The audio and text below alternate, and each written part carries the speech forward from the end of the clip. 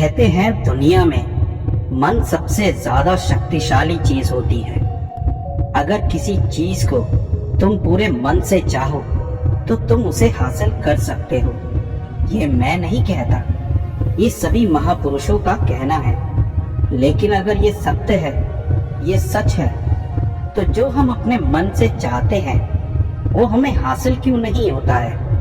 भाई, कोई भी इंसान अपने मन में दुख तो नहीं चाहेगा, लेकिन वो रहता तो दुखी ही है। हर इंसान अपने मन से कामयाब तो होना चाहता है, खूब पैसा कमाना चाहता है, लेकिन फिर भी वो कामयाब नहीं होता। भला ऐसा दुनिया में कौन इंसान होगा जो अपने मन में ये चाहेगा कि मैं नाकामयाब रहूं, क्या मैं पैसा ना कमाऊं? सोचने की बात है। तो इसमें से दो चीजें निकलकर सामने आती हैं। या तो वो महापुरुष गलत थे जिन्होंने ये बात बोली कि मन से चाही हुई चीज हासिल हो सकती है, या फिर हम गलत हैं। आज की कहानी जो मैं आपको सुनाने वाला हूँ उसमें आपको एक ऐसा मंत्र मिलेगा जिसे समझने के बाद आपको एक ऐसा मंत्र पता चलेगा जिससे आप ये समझ पाएंगे कि अपने मन से कोई भी चीज कैसे करवाई जाती है, मन में किसी भी बात का बीज कैसे बोया जाता है। इस कहानी से आपको अच्छी तरह से समझ में आ जाएगा और इससे आप भी यही समझ पाएंगे कि आकर्षण का नियम यानी लॉ ऑफ अट्रैक्शन कैसे काम करता है। कहानी छोटी सी है लेकिन बहुत ही गहरी है। इससे पहले कि आप कहानी में कहीं खो जाएं, तो इस चैनल को सब्सक्राइब जरूर कर लें। तो चलिए कहानी की शुरुआत करते हैं। एक बार की बात है, एक आदमी के जीवन में सिर्फ दुख ही दुख थे। वो जो भी काम करता है उस बेचारे का वो काम पूरा नहीं होता। घर में आता तो घर में कलेश बना रहता, किसी से कोई मदद मांगता तो कोई उसकी मदद नहीं करता। ऐसा लगता था कि चारों ओर से दुखों का पहाड़ उसी पर टूट पड़ा है। उसे समझ में नहीं आ रहा था कि मैं इन दुखों से पार कैसे जाऊं। वो दिन रात यही सोचता रहता कि अपने दुखों से छुटकारा कैसे पाना है। इसी कारण से वो रात में सो भी नहीं पाता था। उसकी आंखों के नीचे बड़े बड़े काले घेरे बन रहे थे, जो इस बात का प्रतीक थे कि वो आदमी कितना दुखी है, कितना चिंतित है।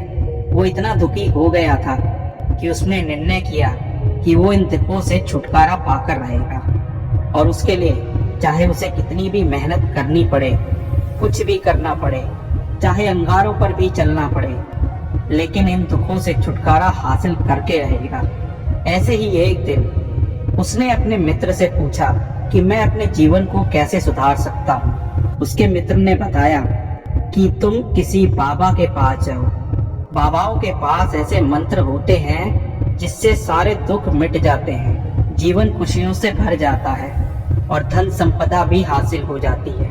तुम किसी ऐसे बाबा को ढूंढ लो, बस तुम्हारा काम बन जाएगा। उस आदमी के मन में ये बात पूरी तरह से पक्की बैठ गई थी कि कोई बाबा ही मेरा दुख दूर कर सकता है, और इसीलिए उसे किसी भी बाबा के बारे में पता चलता तो वो उस बाबा के पास पहुंच जाता, उस बाबा को अपनी समस्या बताता और उससे उसका समाधान पूछता और कहता कि बाबा, मैं कुछ भी करने के लिए तैयार हूँ, लेकिन मेरी इन समस्याओं से मुझे छुटकारा दिला दीजिए। आप जो कहेंगे मैं वो करूँगा, लेकिन मेरे जीवन को सुधार दीजिए। बाबा उसे कुछ टोने टोटके बता देते थे करने के लिए, और बदले में दान दक्षिणा ले लेते। वो आदमी घर लौटकर पूरी विधि के साथ टोने टोटके करने लगा, लेकिन बहुत प्रयास करने के बाद भी उसके जीवन में कुछ बदलाव नहीं आया। इसके विपरीत उसका जीवन और ज्यादा दुखी हो गया।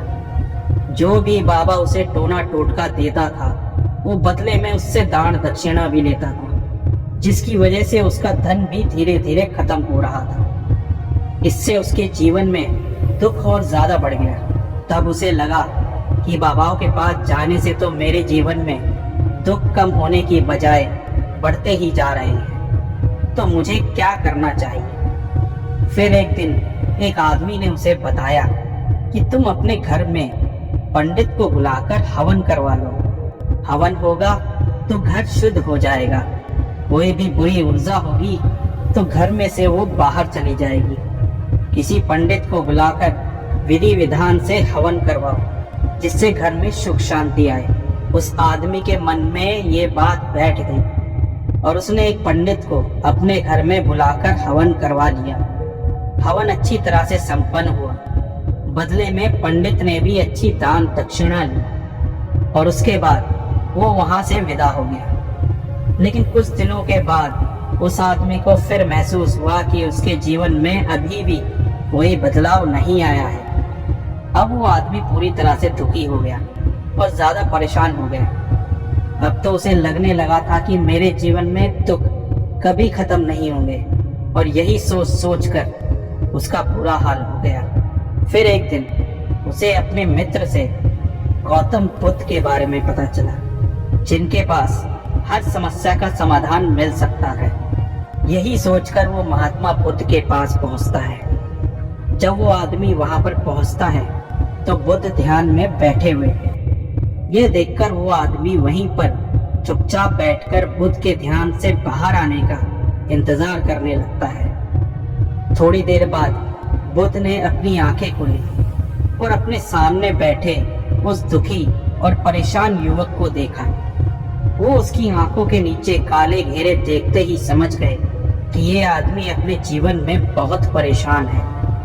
उसे संबोधित करते हुए बुद्ध ने पूछा कि बच्चा, क्या चाहते हो?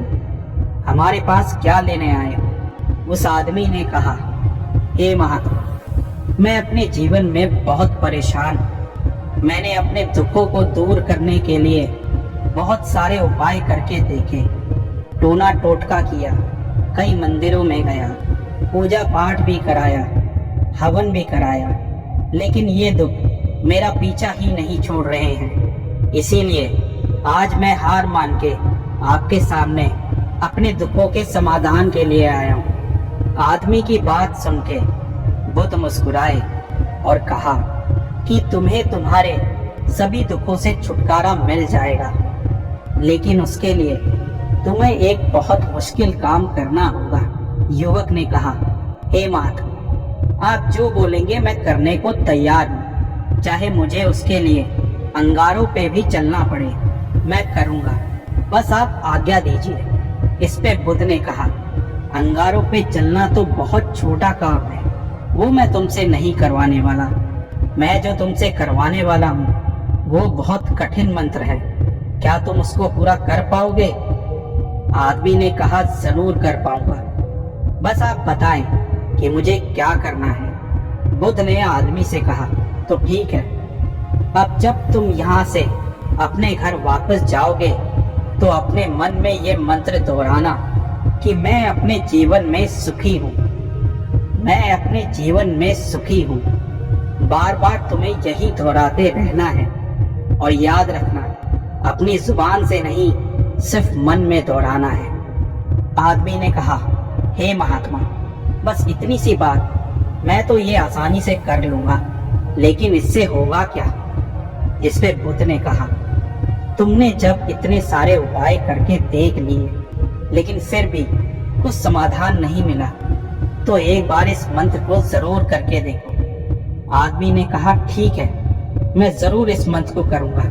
और वो जैसे ही उठ के चलने लगा तो बुद्ध ने उसको रोका और कहा, एक और बात का ध्यान रखना कि जब तुम इस मंत्र का उच्चारण करो तब तुम्हें मन में बंदर के विचार नहीं आने चाहिए, तभी ये मंत्र कामयाब होगा। वो आदमी हैरान हो गया और कहा, आज तक मेरे मन में कभी बंदर के विचार नहीं आए हैं, तो अब क्यों आएंगे?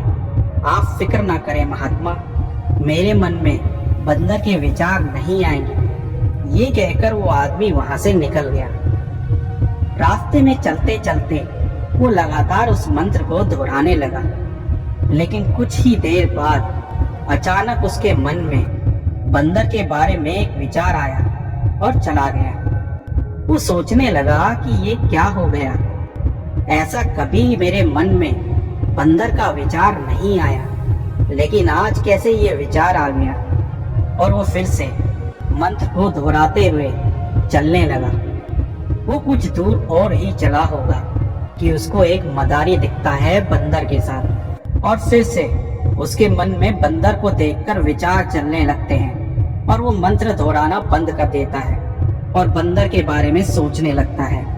कुछ देर बाद जब उसको एहसास होता है कि महात्मा बुद्ध ने क्या कहा था, तो वो बंदर के विचार को मन में आने से रोकने लगा, लेकिन ये हो नहीं पाया। जैसे तैसे वो अपने घर पहुंचा और अपनी पत्नी से कहा, ओ बंदरिया, मेरे लिए बंदर परोस दो। उसको एहसास हुआ कि उसने ये क्या बोल दिया है और वो अपना सर पकड़ के बैठ गया। उसे समझ में नहीं आ रहा था कि उसके साथ ये क्या हो रहा है, क्यों उसके मन में बंदर ही बंदर चल रहा है। वो रात भर ये सोच सोच कर सो नहीं सका और सुबह का इंतजार करने लगा। सुबह होते ही वो सीधा महात्मा बुद्ध के पास पहुंचा और उनके चरणों में गिर के बोला, हे महात्मा, मेरे साथ पता नहीं ये क्या हो रहा है। मेरे मन में बंदर के विचार पता नहीं कैसे आ रहे हैं। आज तक कभी भी ऐसा नहीं हुआ, लेकिन कल से जब आपने मुझे कहा कि बंदर का विचार नहीं आना चाहिए, उसके बाद से मुझे हर जगह बंदर ही बंदर नजर आ रहे हैं। और अभी भी आपके पीछे जो पेड़ है, मुझे उस पर भी एक बंदर केला खाता हुआ नजर आ रहा है। ऐसा क्यों हो रहा है महात्मा?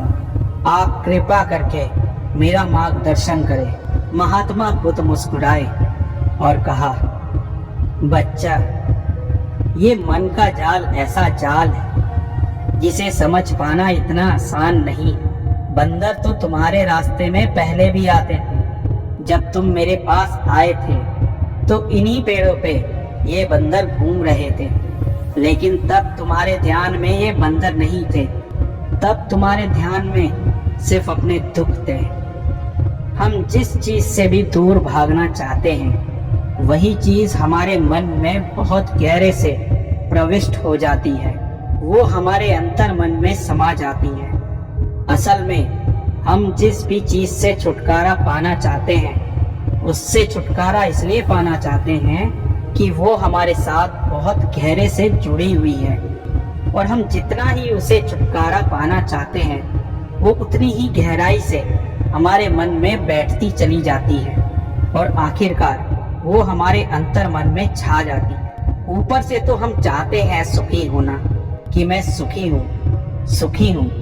हमारे होठ भी यही बोलते रहते हैं, लेकिन हमारे विचारों में, हमारे मन में हमें दुख ही दुख दिखाई देता है। इसीलिए अपनी जुबान से बार बार ये बोलना कि मैं सुखी हूँ, मैं सुखी हूँ, हम सुखी नहीं होंगे जब तक ये मंत्र हमारे अंतर मन में प्रविष्ट नहीं होगा।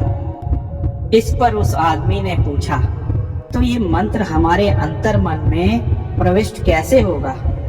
बुद्ध ने कहा कि बच्चा, अपने दुखों से लड़ना बंद कर दो। जब तक तुम अपने दुखों को दूर करने की सोचते रहोगे, तब तक वो दुख तुमसे चिपके रहेंगे। तब तक वो दुख तुम्हारे अंतर मन पर अपना राज जमाए बैठे रहेंगे। और जिस दिन तुम उन दुखों के बारे में सोचना ही छोड़ दोगे, उन दुखों से छुटकारा ही नहीं पाना चाहोगे, उसी दिन से तुम्हारी जिंदगी से दुख गायब हो जाएगा। क्योंकि किसी भी चीज से छुटकारा पाने के लिए हमें उस चीज के बारे में सोचना पड़ता है, और हम जितना ही उस चीज के बारे में सोचते हैं, वो उतनी ही गहरी हमारे मन में प्रविष्ट होती चली जाती है। हम अधिकतर समय दुखों के बारे में ही सोचते हैं। हम यही सोचते हैं कि हमारे जीवन में दुख है और हमें इससे छुटकारा पाना है। इसी वजह से बार बार सोचने से वो हमारे अंतर मन में चला जाता है। और इसीलिए अगर तुम दुखों से छुटकारा पाना चाहते हो, तो दुखों से छुटकारा पाने के बारे में सोचना ही छोड़ दो। तुम्हें दुखों से छुटकारा मिल ही जाएगा। और अगर हम इस मंत्र को समझ लेते हैं, तो हम अपने जीवन में जो भी पाना चाहते हैं, उसे अपने अंतर मन में डाल सकते हैं। और एक बार वो लक्ष्य हमारे अंतर मन में बैठ जाता है, तो फिर सफलता पाने में कोई समस्या नहीं आती है, कोई भी दिक्कत कभी नहीं आती है। वीडियो अच्छे लगे हो तो like share comment and subscribe करें। धन्यवाद।